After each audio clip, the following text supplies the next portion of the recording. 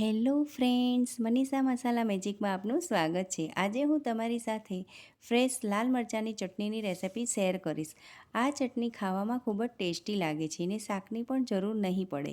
આ ચટણી કેવી રીતે બનાવવી, કેવી રીતે સ્ટોર કરવી તેની બધી જ ટિપ્સ સાથે આજે અહીં આપણે લાલ મરચાંની ચટણી બનાવીશું.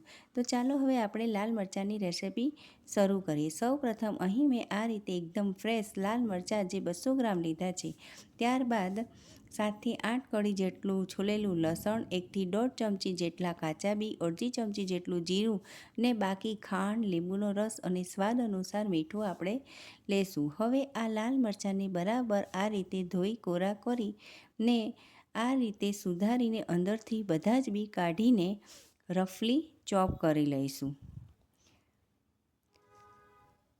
બધા મરચાં આ રીતે રફલી ચોપ થઈ જાય એટલે આપણે એક મિક્સર જારમાં તેને ઉમેરી લઈશું. અહીં આ લાલ મરચાં બે પ્રકારના મળે છે. એક તો એકદમ તીખા હોય છે અને એક મોળા. અહીં મેં જે મોળા મરચાં આવે તે લીધા છે. તેનાથી આ ચટણી ખૂબ જ ટેસ્ટી બને છે. બધા જ મરચાં આ રીતે મિક્સરમાં થઈ જાય એટલે એને થોડાક જ આપણે ગ્રાઇન્ડ કરશું. આ રીતે થોડા ગ્રાઇન્ડ થઈ જાય એટલે તેમાં 2 ચમચી જેટલા કાચા બી, અડધી ચમચી જેટલું જીરું, 8થી 10 નંગ જેટલા છોલેલું લસણ, 1 ચમચી જેટલી ખાંડ, સ્વાદ અનુસાર મીઠું ઉમેરીને ફરીથી એકદમ સરસ આપણે આ બધું જ ગ્રાઇન્ડ કરી લઈશું. આ રીતે ચટણી ગ્રાઇન્ડ થયેલી આપણી હોવી જોઈએ.